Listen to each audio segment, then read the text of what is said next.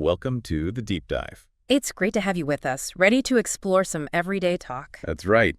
Today, we're taking a deep dive into something we all do constantly, just talking, everyday conversations. We looked at a whole range of real-life examples, didn't we? Simple chats you might have. Yeah, exactly. Like talking about yourself, what you do, workplace discussions. Navigating your city, running errands, even checking into a hotel. Pretty much the usual stuff. And our goal today is to sort of unpack these moments. What can these very common conversations tell us about how we connect? And how we share information, maybe solve problems, and just, well, get through the day. We'll pull out some clear examples, look at how people use language differently in different situations. And see what useful bits or interesting details are kind of hidden in plain sight. Okay, so let's kick things off. How do we talk about ourselves, our lives? Right. Like when you meet someone new, maybe? Or you haven't seen someone in ages, you share a bit about who you are. We definitely do. We talk about hobbies, what we enjoy doing. Yeah, we saw things like loving the outdoors, perhaps hiking or just being near water. Someone found the sound of waves really relaxing. That makes sense. Hobbies really show a slice of our personality, don't they? What helps us unwind or stay busy. Absolutely. And photography came up. Someone said they loved capturing moments. Oh yeah, like freezing a memory, especially with travel, maybe taking pictures of mountains. Exactly. And reading 2 mystery novels tells you a bit about how someone likes to spend their quiet time. And cooking. That seemed pretty popular.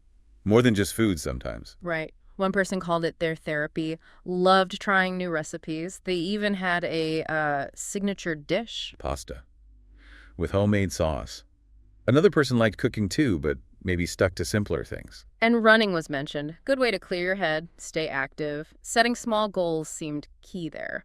So hobbies are one thing, but these chats also cover work, obviously. Yeah, like describing a job as a graphic designer. Someone said it was creative, but also... Kept you on your toes, meaning it's always changing, maybe a bit demanding. Exactly. And then there was the high school history teacher. Right, who found it challenging, but also really rewarding. Gives you a feel for how people view their careers. And we also heard about how people got into their jobs. Maybe an old interest like writing or drawing turned into something more. Or discovering a passion for teaching just by helping someone else, like tutoring. And people also share their future plans, goals. Like going back to school, getting a master's degree. I think someone wanted to teach English specifically. Yeah, that was one. Another goal was about public speaking, getting better at it. Which could be tough if you feel nervous, right? Definitely. The idea was starting small, like practicing with friends first. Little steps. So really, what these examples show is how we use conversation to paint a picture of ourselves for others. Our background, our interests now, and maybe where we're headed. It's about choosing what details help people understand us. Okay, let's shift gears a bit. Move into a different setting. The workplace. Yes. Conversations at work. They can be about big projects or just, daily chat. Definitely. A really good example was that team discussion about new packaging, eco-friendly packaging. Right. So you had the manager, Alex, talking with 2 colleagues, Alex and Riley. And the challenge was pretty clear, wasn't it? They wanted materials that were better for the environment, like recycled paper. But, and this is common, they had to watch the cost. Stay within the budget.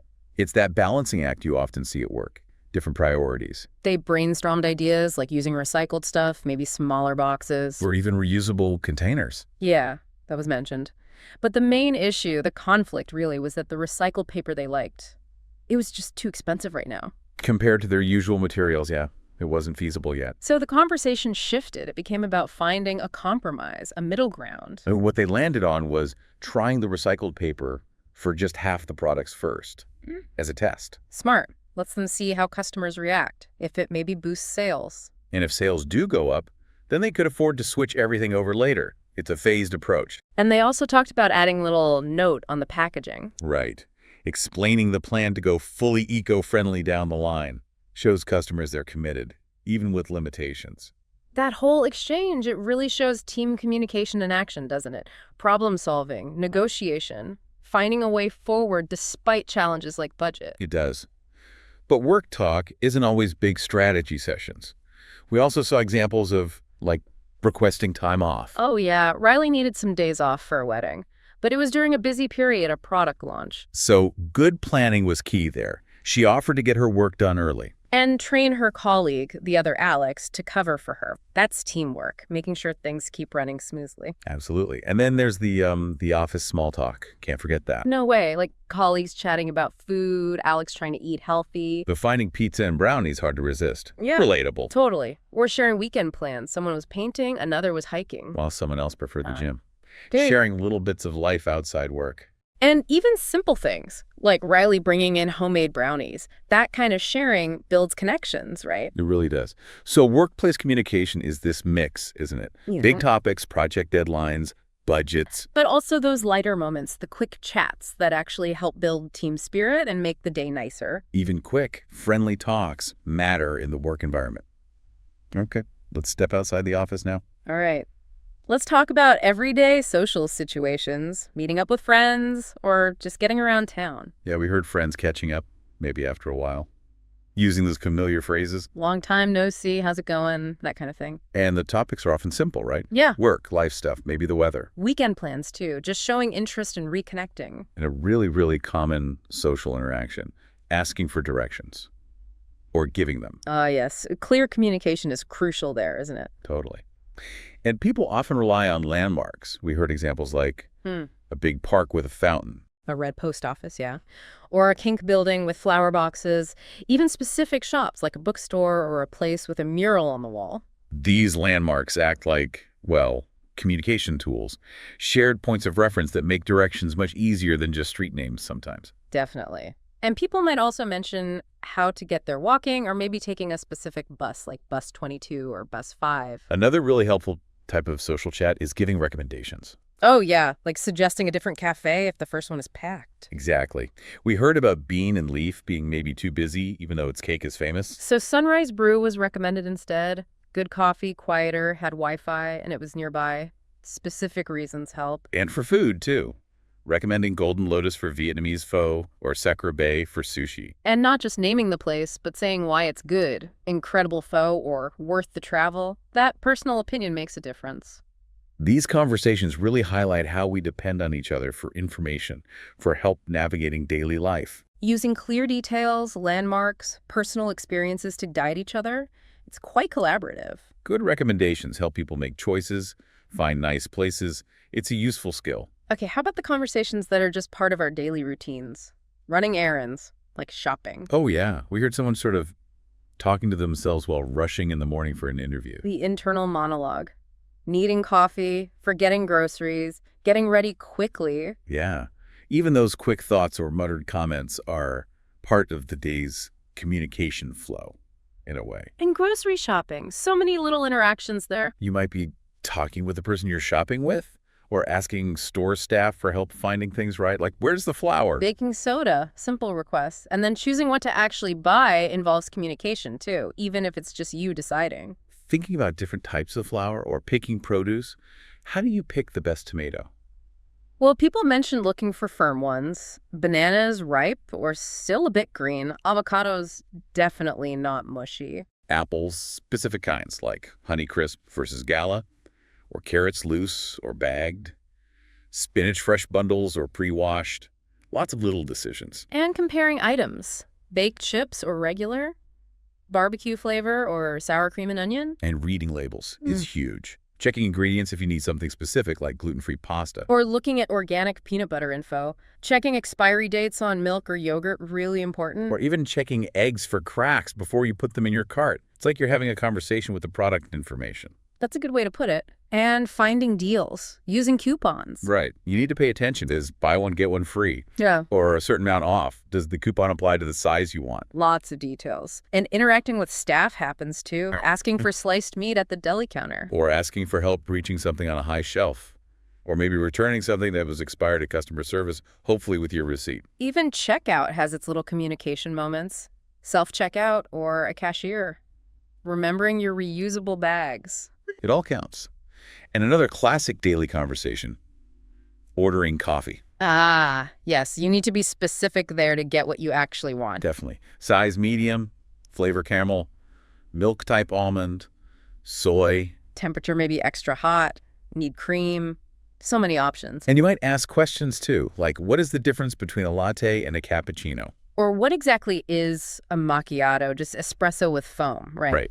Yeah. And then ordering food alongside it, like a blueberry muffin or a chocolate croissant. These everyday chats, they seem simple, but they involve a lot of specific information sharing. Clear requests are needed. It shows how precise we can be, even in these quick routine moments. Definitely. Okay, last area, travel. Specifically, staying at a hotel. Checking in. That's a key conversation, isn't it? For sure. You confirm your booking, maybe give them a name like Liam Carter, show your ID. Talk about the stay details, how many nights, the room type you booked, like a queen room. And the hotel staff gives you all that crucial info. Room number, floor, maybe the view. You've got a park view, checkout time. They might ask if you need help with your luggage, too.